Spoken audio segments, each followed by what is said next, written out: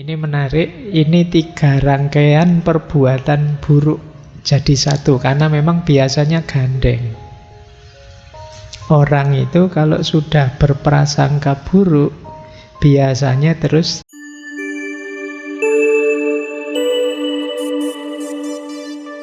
Assalamualaikum warahmatullahi wabarakatuh.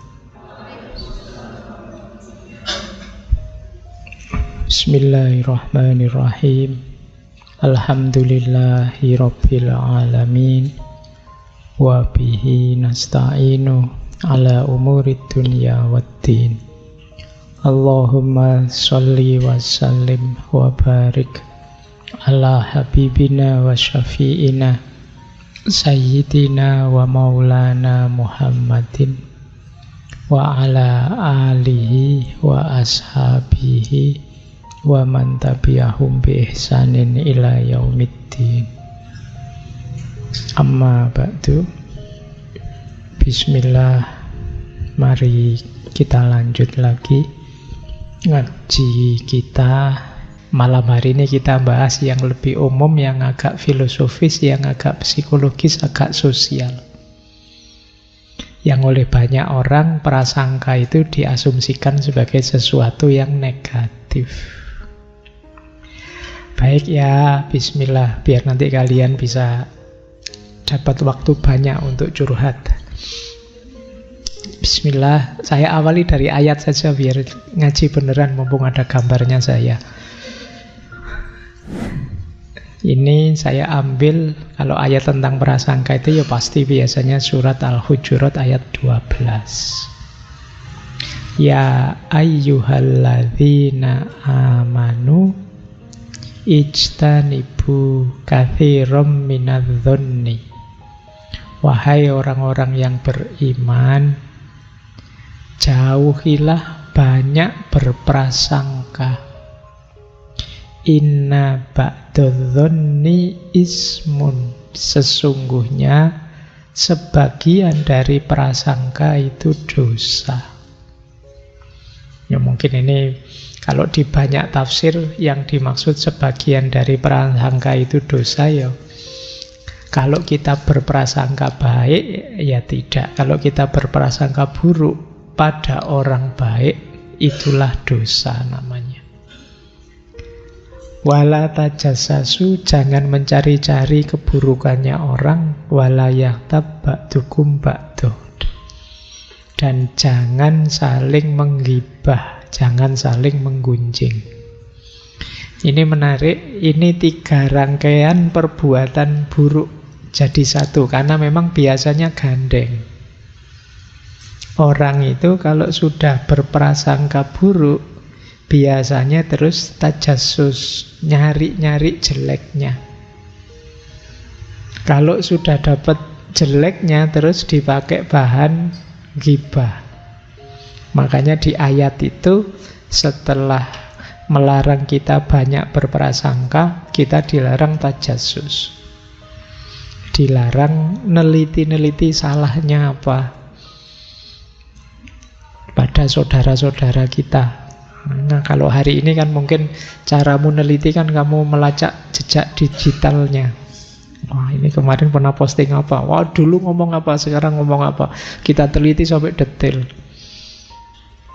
Itu namanya tajassus. Kalau dalam agama termasuk perbuatan tercela.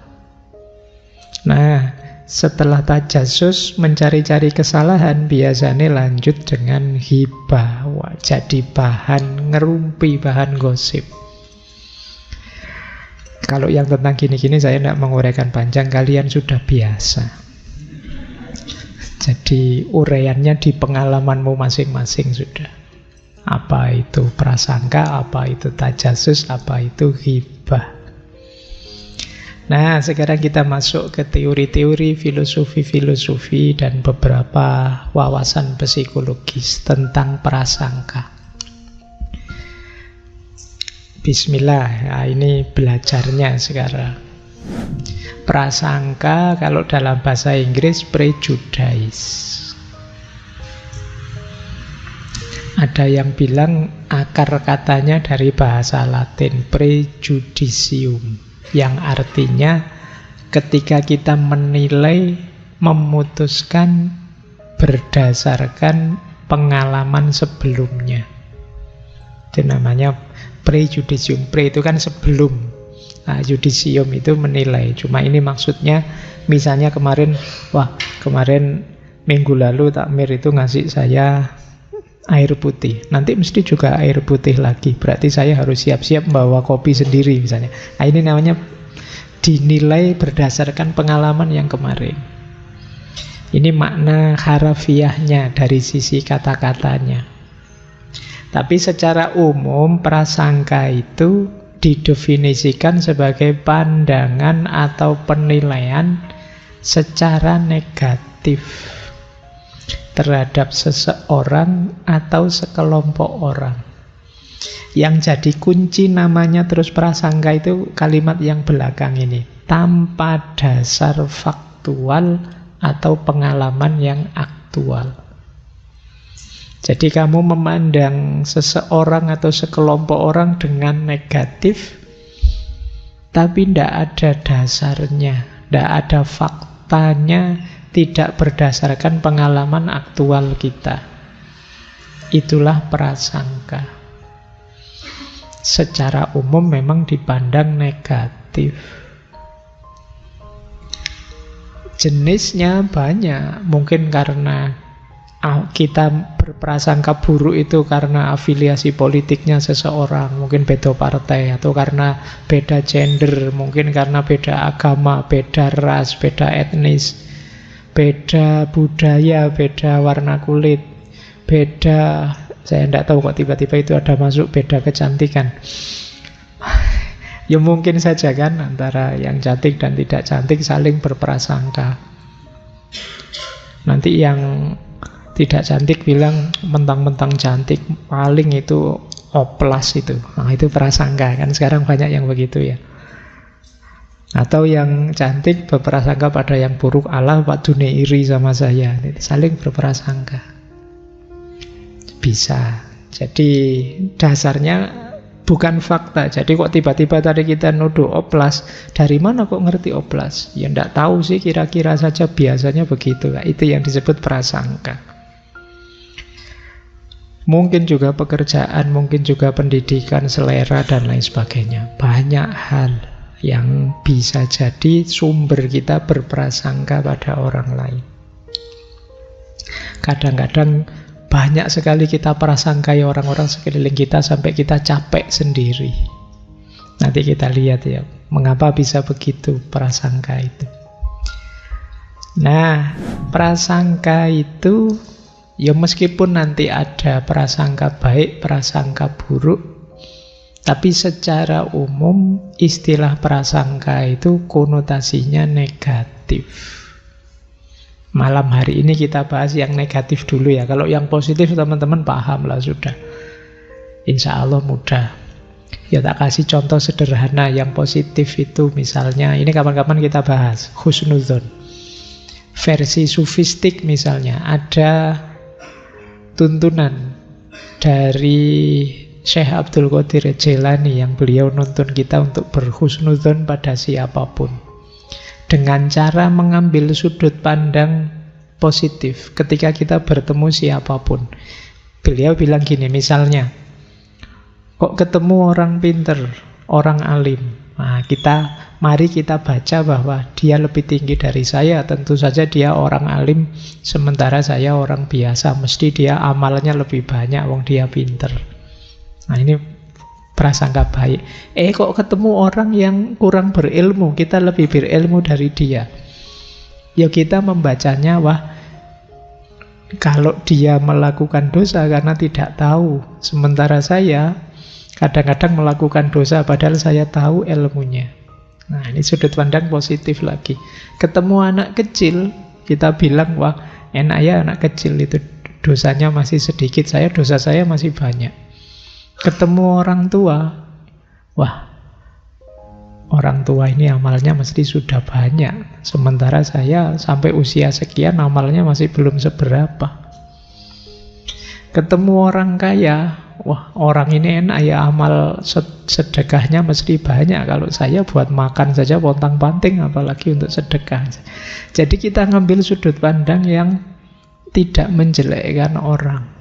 Ini untungnya dua, selain husnudzon, jadinya kita tidak sombong, tidak merasa lebih tinggi. Bahkan ketemu orang jahat sekalipun, kalau petunjuknya Syekh Abdul Qadir Jailani, wah orang itu jahat, tapi bisa saja nanti dia tobat, maka tiba-tiba levelnya 0 lagi.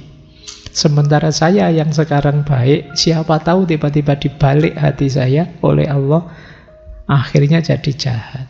Nah ini jadi cara membacanya begitu. Untuk contoh husnudzon. Cuma ini kapan-kapan kita membahasnya ya. Kita malam hari ini berpikir negatif dulu, prasangka yang negatif dulu.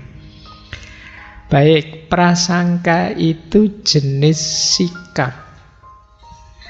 Jadi satu behavior. Kalau sikap itu isinya 3. Ada feeling, ada belief, ada action. Ketika saya berprasangka pada seseorang, prasangka buruk, ya saya merasa saya benar bahwa dia buruk, saya yakin bahwa dia buruk, yang dari situ terus mendorong saya memperlakukan dia secara buruk. Jadi ini mirip kalau dulu kita belajar di Heraklitos, bahwa pikiran kita, anggapan-anggapan kita akan membuahkan perilaku. Misalnya ya, sampean deket punya teman, terus sampean anggap, wah temanku kok wajahnya kayak gitu ya, tatonya banyak, copet ini mesti. Nah, misalnya, itu kan prasangka. Loh, ketika sampean curiga, menganggap dia copet, berprasangka dia copet, itu kan perilakumu juga mungkin dompetmu bolak-balik mbok pegangi, atau kamu menjauh-jauh di luar jangkauannya dia, atau kalau mau pokoknya perilakumu ya perilaku orang curiga khawatir dicopet. Jadi dari prasangka itu muncul perilaku. Maka prasangka buruk itu ya melibatkan feeling, melibatkan belief, dan melibatkan action. Tindakan kita dituntun oleh pikiran kita, oleh yang kita percayai. Karena pikiran kita negatif, ya akan lahir tindakan yang negatif. Itu dulu kalau bahasanya Heraklitos kan ethos anthropoi daimon. Jadi apa yang kita pikirkan yaitu akan membentuk karakter kita, dan karakter itulah yang akan menentukan jalan hidup kita. Yang di sana Heraklitos ngasih contoh, kalau cara berpikir kita seperti keledai, ya kita akan lebih memilih jerami daripada emas. Kalau cara berpikir kita seperti babi, ya kita lebih milih lumpur daripada air bersih. Makanya kalian jangan heran, kok ada ya Pak orang lebih milih kejahatan daripada kebaikan. Itu cara berpikirnya. Kok ada ya Pak orang sudah kaya, hidup nyaman, malah milih yang buruk-buruk, yang jahat-jahat. Itu karena cara berpikirnya. Kalau kita yang waras, yo antara air jernih sama lumpur, yo milih lumpur. Enggak ya, milih air jernih ya. Baik, milih air jernih. Itu saya kapan itu baca ada komentar lucu, kan ada orang selingkuh ketangkep. Nah, selingkuhannya itu jauh standarnya di bawah istri aslinya. Wah, komentari netizen luar biasa itu. Nah, ini bisa pakai teori tadi. Jadi kok bisa ya sudah punya pasangan seluar biasa itu malah selingkuh dengan yang kayak gitu. Nah ini teorinya tadi. Ya meskipun kita beri emas, dia tetap milih jerami. Kenapa? Cara berpikirnya keledai. Baik, ini contoh saja ilustrasi. Itu yang dimaksud sikap. Jadi prasangka tadi akan nuntun tindakan kita, akan nuntun perilaku kita. Nanti ada teorinya, level-levelnya prasangka. Tindakan apa saja sih yang menunjukkan prasangka itu? Nah, bedanya apa prasangka dengan bukan prasangka? Ini saya ambil dari tokoh psikolog Gordon Allport. Kata dia, ayo kita bedakan antara prejudgment dan prejudice. Ini dua hal yang berbeda, kata dia. Kalau prejudgment positif, kalau prejudice negatif. Prejudice itu yang gimana, kata dia? Jika seseorang mampu memperbaiki penilaiannya yang salah berdasarkan bukti baru, maka dia tidak punya prasangka. Jadi prejudgment itu ya saya menilai, saya punya teman, saya menilai. Kadang-kadang penilaian saya memang negatif. Tapi nanti kalau ada bukti, ternyata saya salah, kamu orang baik. Nah, ini saya mau berubah, ini namanya prejudgment. Karena manusia itu kan memang ketemu apa saja, ketemu siapa saja menilai. Kok terbukti penilaiannya salah, ya saya mau berubah. Ini namanya prejudgment. Tapi kalau prasangka tidak. Kalau prasangka itu meskipun ada bukti yang berlawanan dengan anggapannya, dia tetap tidak mau berubah. Jadi prasangka hanya jadi prasangka jika tidak mau diubah ketika dihadapkan pada pengetahuan baru. Prasangka itu tidak seperti kesalahpahaman biasa. Karena prasangka secara aktif menolak semua bukti yang dapat menggoyahkan prasangka. Kita cenderung menjadi emosional ketika prasangka terancam oleh kontradiksi. Jadi perbedaan antara prejudgment dan prasangka adalah prejudgment dapat didiskusikan dan diperbaiki tanpa perlawanan emosional. Kalau prasangka tidak. Jadi natural saja bahwa kita itu kalau ada teman baru, ketemu orang, siapapun yang kita hadapi, kita menilai. Orang kayak gini biasanya cerewet ini mesti. Itu kan kadang begitu. Saya dulu punya teman kayak gini, nanti susah ini. Gayanya ngakrab-ngakrab, nanti tiba-tiba pinjem 100 dulu misalnya. Nah, itu kan kamu prasangka. Tapi sudah bergaul lama ternyata ternyata anaknya baik kok, malah dia suka membantu. Nah, kalau itu prejudgment, kamu mau berubah. Ternyata anak baik, berarti saya salah. Harus saya ubah cara berpikir saya. Nah, ini positif. Tapi ada yang negatif. Mungkin hasilnya gitu, belum kelihatan saja. Tunggu saja nanti pada saatnya.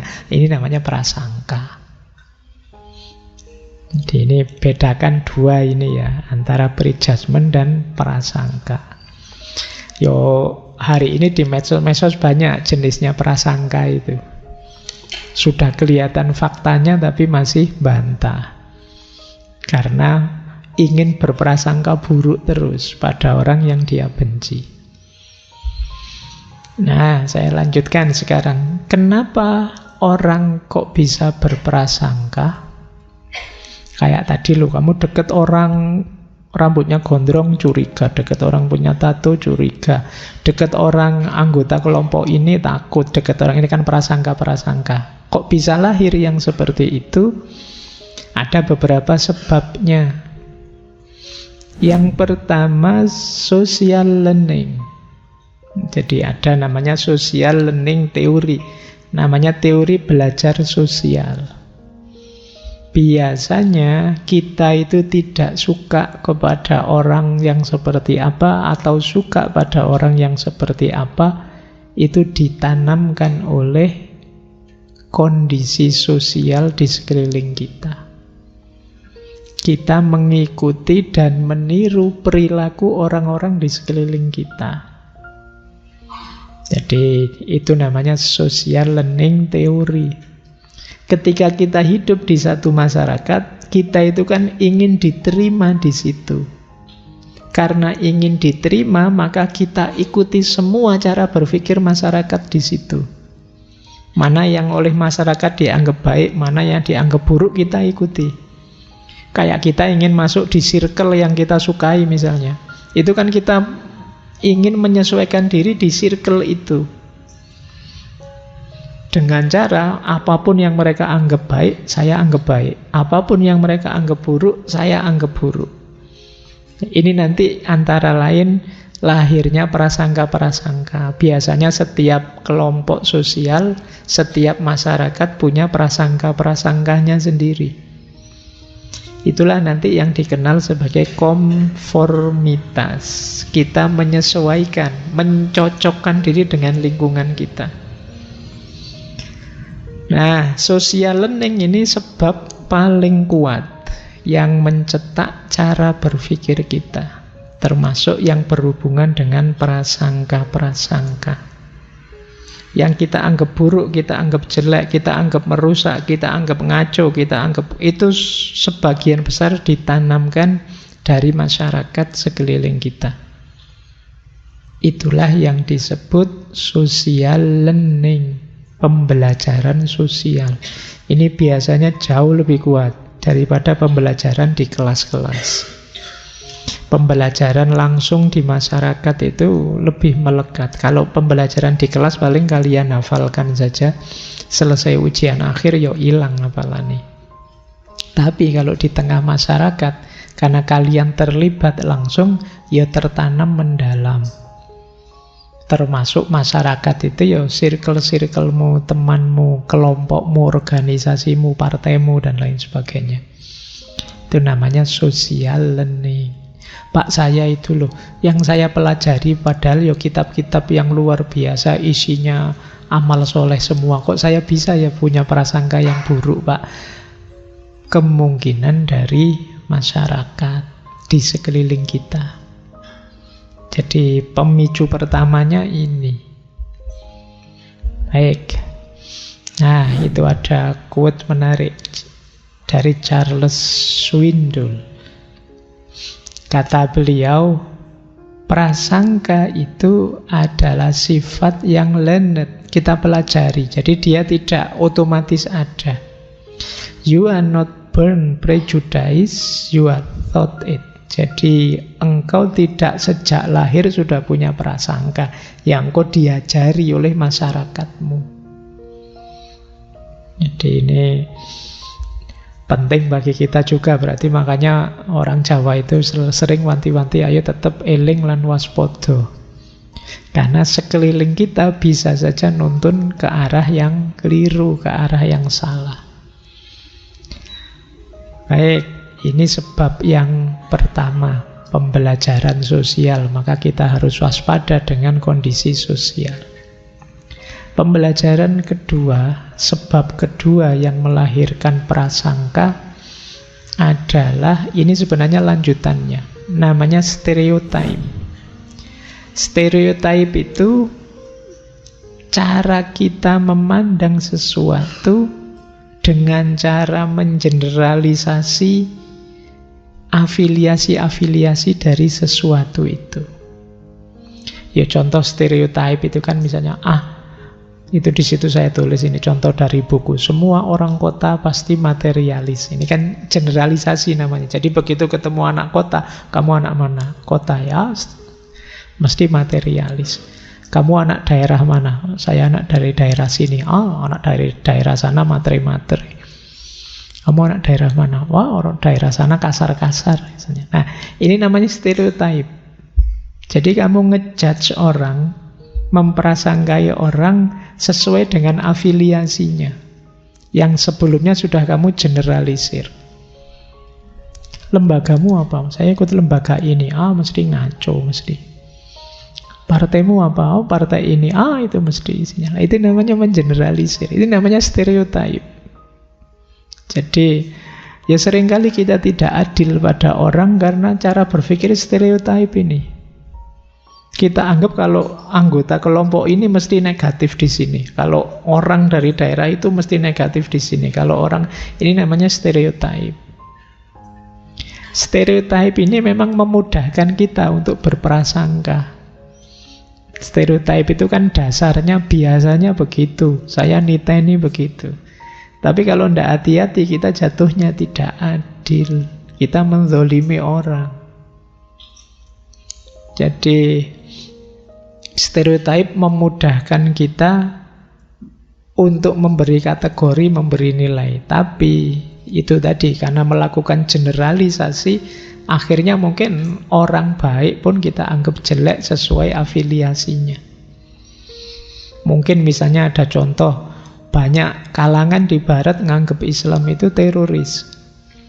Maka begitu kita yang namanya sangat Arab ke luar negeri, interogasinya lama. Karena kita dicurigai. Ini namanya stereotip.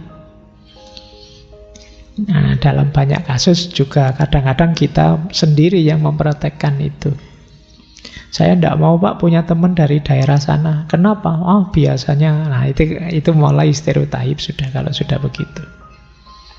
Stereotip bisa jadi sumbernya prasangka. Maka kita harus hati-hati. Ini jatuhnya bisa menzolimi orang. Tidak adil pada orang lain. Nah, ini ada kalimat dari Einstein. Dia punya kalimat menarik. Hanya sedikit orang yang mampu mengungkapkan pendapat dengan mantap yang berbeda dengan prasangka lingkungan sosialnya.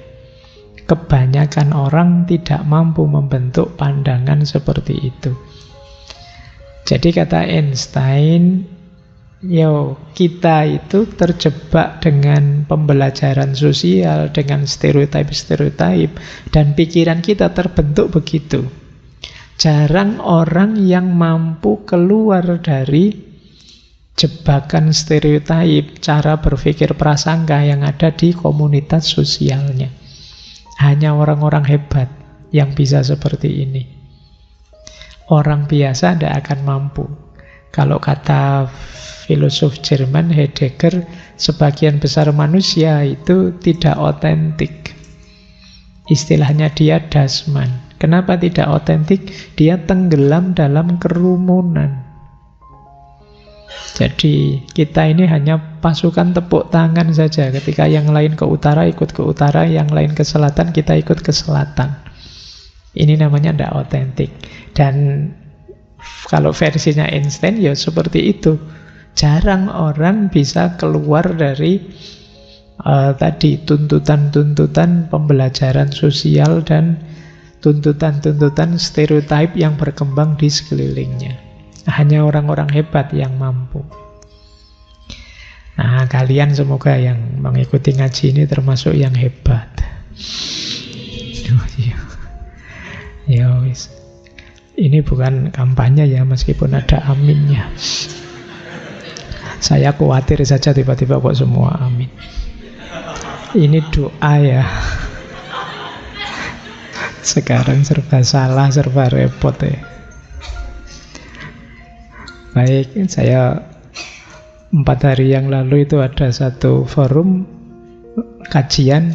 Terakhir saya disuruh doa. Ning saya beralasan jangan, saya PNS. Loh kenapa Pak Faiz? Nanti kalau berdoa kan ada nanti dianggap kampanye. Baik. Oke ya, tadi aminnya doa ya. Kita lanjutkan. Nah, ada lagi pemicu lahirnya prasangka-prasangka, yaitu namanya realistic conflict. Kalau ini agak dalam. Jadi biasanya di tengah masyarakat antar kelompok itu ada konflik-konflik, perebutan sumber daya yang jumlahnya terbatas, termasuk materi, termasuk kekuasaan. Kekuasaan itu kan terbatas, makanya diperebutkan. Status sosial ini juga diperebutkan. Siapa yang lebih unggul, siapa yang mayoritas, siapa yang minoritas. Ini di masyarakat pasti ada ini. Ini yang disebut realistic conflict. Persaingan, entah diam-diam, entah terang-terangan. Permusuhan antar kelompok.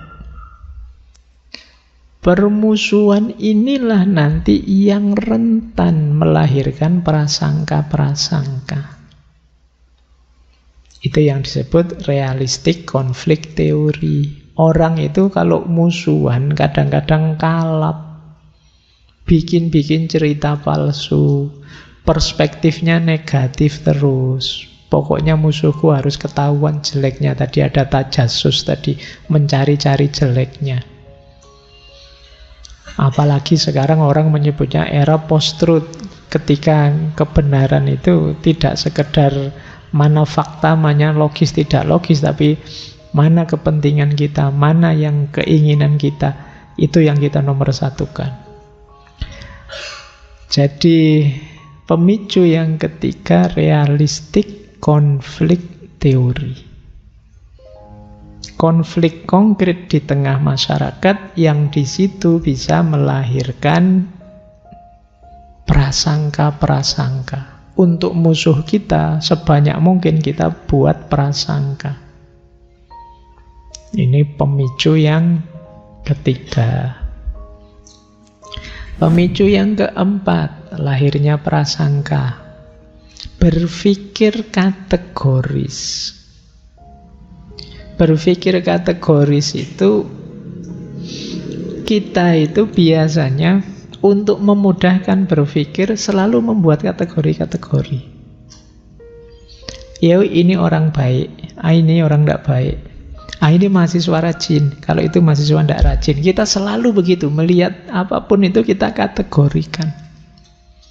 Ini teman saya, ini kalem, kalau ini agak brutal ini. Kalau ini, kita kan mengkategori-kategori teman kita sendiri. Dan itu kalau kata Alport tadi itu wajar. Nah, kategori-kategori ini yang nanti justru sering jadi sumbernya prasangka. Jadi, karena di kepala kita sudah banyak kategori, melihat apa saja kita gunakan kategori ini. Oh, itu mahasiswa yang kutu buku, kalau ini mahasiswa organisasi, aktivis. Ini kita kategori. Dan kita paksakan kategori itu ketika melihat seseorang, atau tadi misalnya mahasiswa, yo kita maksa mahasiswa ini kalau tidak kutu buku, yo aktivis, dua itu. Jadi sulit ada mahasiswa sekaligus aktivis sekaligus kutu buku, itu mungkin tidak masuk standar. Kita punyanya standar itu dua. Nah, ini yang sering. Atau kita pakai kategori, dulu ada antropolog itu yang meneliti Islam di Jawa itu ada kelompok santri, priayi, ada abangan misalnya. Nah, ini kan kita selalu memaksakan kategori ini jatuhnya bisa prasangka. Kalau kalian yang ngaji filsafat ini masuk santri apa abangan? Apa priayi? Itu kan ya nggak gampang-gampang, nggak mudah-mudah kita masuk ke kategori-kategori yang kita bikin. Tapi biasanya ya sesuai standar yang kita miliki, siapapun masuk, kita masukkan di kategori kita. Itulah kemudian yang memicu lahirnya prasangka-prasangka. Jadi otak kita itu kan bekerja terus melihat apa saja di kategori. Masjid ini ya kategorinya bukan masjid yang apa, tapi masjid yang apa. Karena kita selalu begitu. Nonton sandali temenmu, wah ini sandal mewah tapi KW. KW pun ini KW yang berapa. Itu kita selalu bikin kategori-kategori. Inilah nanti yang melahirkan prasangka. Kaya, miskin, lurus, sesat. Kemudian kita itu. Baik, berpikir kategoris jadi sumbernya prasangka. Ada lagi sumbernya prasangka, yaitu self-serving bias. Jadi self-serving bias itu berpikir kategoris tadi, tapi melihat dirinya sendiri serba baik, melihat orang lain buruk. Ini namanya self-serving bias. Jadi kalau sukses itu karena aku, tapi kalau gagal yang lain. Nah, ini namanya self-serving bias. Alhamdulillah lulus, iyalah kan saya belajar serius, mati-matian. Belajarnya sama, peristiwanya sama, tapi kok gagal? Itu mesti, yo kalian sih ganggu terus, kalian sih nyari kambing hitam kemana-mana kalau gagal. Ini self-serving bias. Akhirnya jatuhnya aku selalu baik, kalian yang di luar aku yang jelek. Kita pasti baik, mereka yang jelek. Self-serving bias inilah nanti yang melahirkan prasangka-prasangka. Nah, jadi teman-teman mulai waspada ya sekarang, biar tidak terlalu banyak prasangka. Ayo kita kritisi pembelajaran sosial. Ayo kita cek stereotip yang ada di pikiran kita. Mari kita evaluasi lagi apa pas kategori-kategori yang kita bikin. Kita cek lagi, jangan-jangan kita di self-serving bias ini. Kalau gagal, yang dicari kambing hitam. Kalau sukses, sombongnya luar biasa. Ini masalah sudah kalau di sini. Baik, kita lanjutkan lagi. Nah, ini namanya skala prasangka, scale of prejudice dari Gordon Allport tadi. Berprasangka itu ketika melahirkan tindakan, tadi kan tidak sekedar belief dan pandangan, tapi juga ada actionnya. Inilah level actionnya orang yang berprasangka negatif. Dari yang paling rendah sampai yang paling ngeri, paling luar biasa. Yang paling rendah jenisnya prasangka itu adalah namanya antilokusi. Antilokusi itu masih hanya dengan mulut. Kita melecehkan dengan mulut, mencaci maki, menggunakan bahasa yang menghina, atau pakai panggilan-panggilan negatif. Kalau bahasa Al-Quran dengan lakop-lakop yang negatif. Nah, ini manifestasi dari prasangka yang negatif. Jadi namanya antilokusi. Semoga kita tidak di sini ya, karena kadang-kadang kita itu lupa. Kalau sedang marah, kalau sedang memang berprasangka, itu kita pakai kalimat-kalimat negatif. Bahasa-bahasa yang menghina, merendahkan. Ini namanya antilokusi. Misuh-misuh, maki-maki, ngasih gelar temenan, dasar kamu binatang ini, kamu juga binatang itu. Akhirnya isinya saling membinatangkan. Jadi ini level paling rendah tapi sebenarnya. Tapi ya sudah sangat negatif. Kalian kan juga sering tidak kuat meskipun diprasangkai di level antilokusi. Biasanya dari antilokusi ada level lanjutannya, yaitu apa? Avoidance. Avoidance itu menghindar, menarik diri, menyepelekan. Yang kita prasangkai buruk, kita anggap tidak ada. Itu namanya avoidance. Aku tidak mau berteman sama kamu. Kalau kita papasan di jalan, aku akan minggir. Nah, itu avoidant namanya. Mendengar suaramu saja ogah aku. Lihat wajahmu apalagi. Avoidant. Khawatir ketularan aku. Nah, ini avoidant.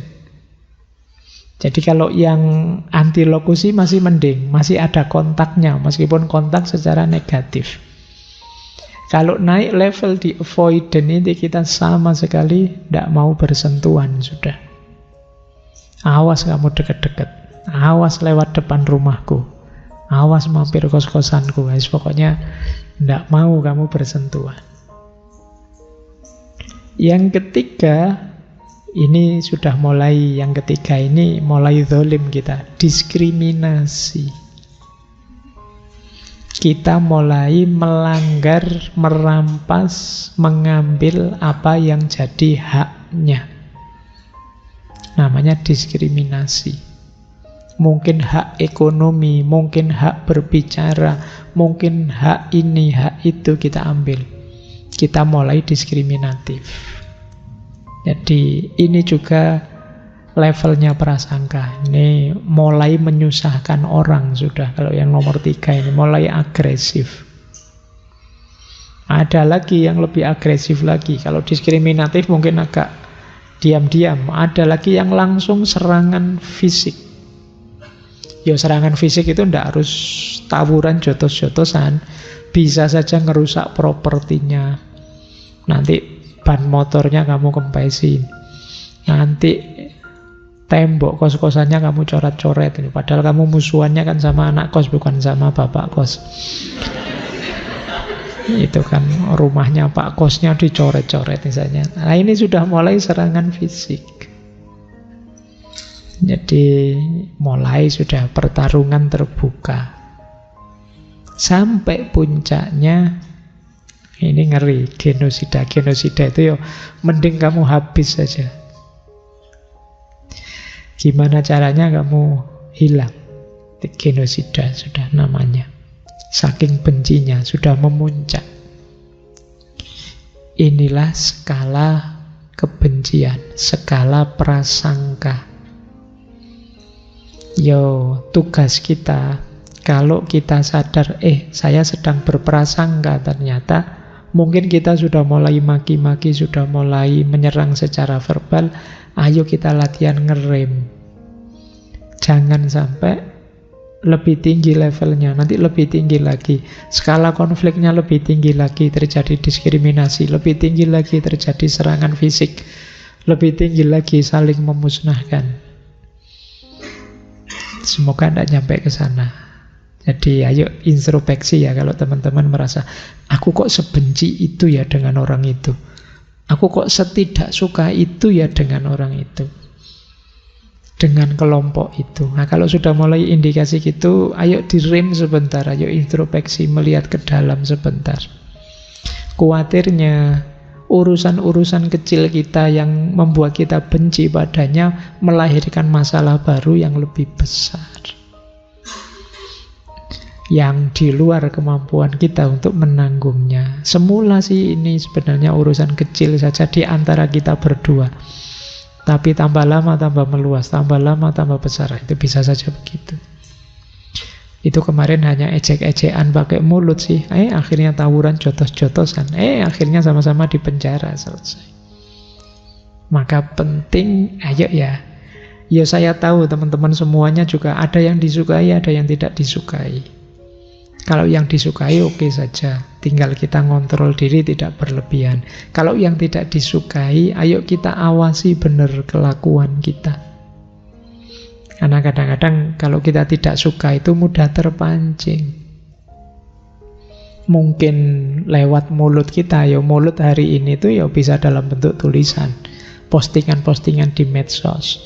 Mungkin kita nyari tadi jejak digital, mungkin kita bikin hoax dan lain sebagainya.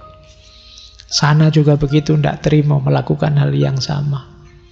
Kalau sama-sama tidak bisa ngerem, maka puncaknya adalah upaya untuk saling menghapuskan. Semoga kita tidak sampai di sana ya.